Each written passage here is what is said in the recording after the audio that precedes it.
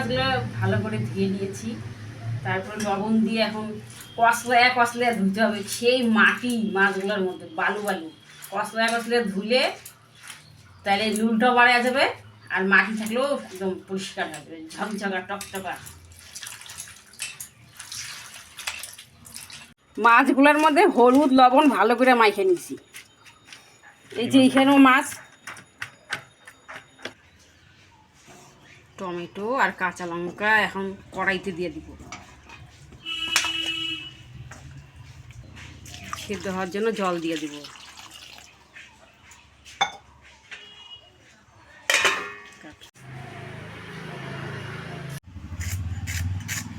পরিমাণ মতো পেঁয়াজ কেটে নিব, ঢাকনা সরাইয়া দেখব সিদ্ধ হয়ে গেছে। এখন এটা নামায়া পেস্ট করে নিব।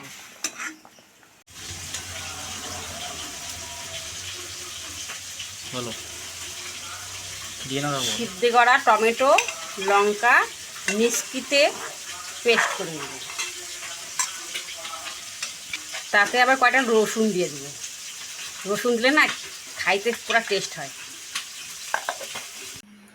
এখন গরম কড়াইতে সর্ষের তেল গরম করে মাছগুলা ভাজে নেব।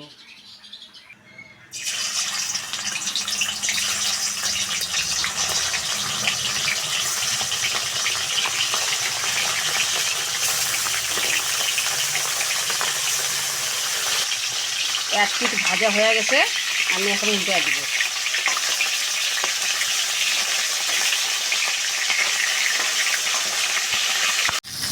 মাছগুলা তো বেশি ভাজবো না, ভাজা হয়ে গেছে, আমি এখন উঠাই নেব।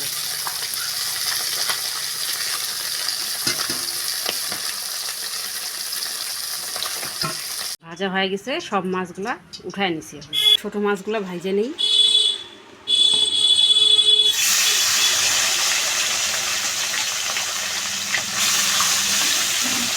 ভাজা হয়ে গেছে,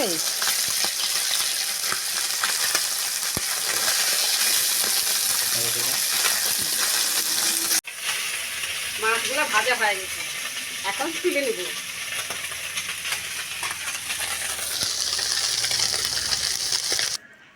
দিয়ে দিলাম কালো জিরা তেজপাতা আর পেঁয়াজ, ভাজা নিব ভালো করে। পেঁয়াজগুলো ভাজা হয়ে গেছে, এখন আমি পেস্ট করা মশলাটা দিয়ে দেব।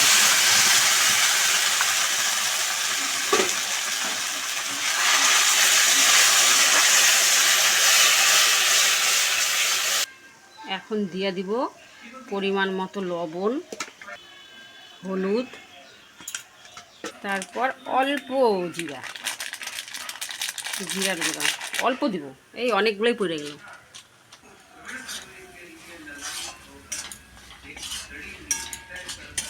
মিক্সড হয়ে যাওয়ার পরে সামান্য জল দিয়ে দিব, এইটা বাটি ধোয়া একটু জল দিব।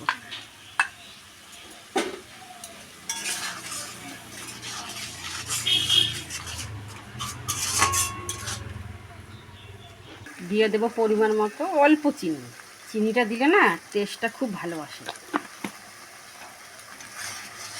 অনেক রকম কইরেই তো তোমরা খাইছো, এইভাবে একবার খায়া দেখো শীতে।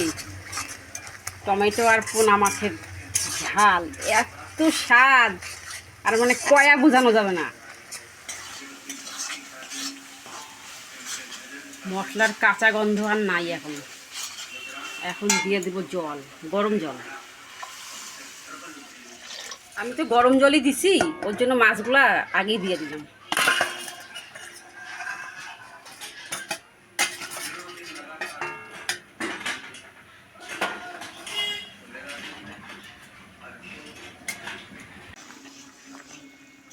প্রায় হয়েই গেছে, এখন গরম মশলা দিয়ে দিব আর লবণটা একটু টেস্ট করব।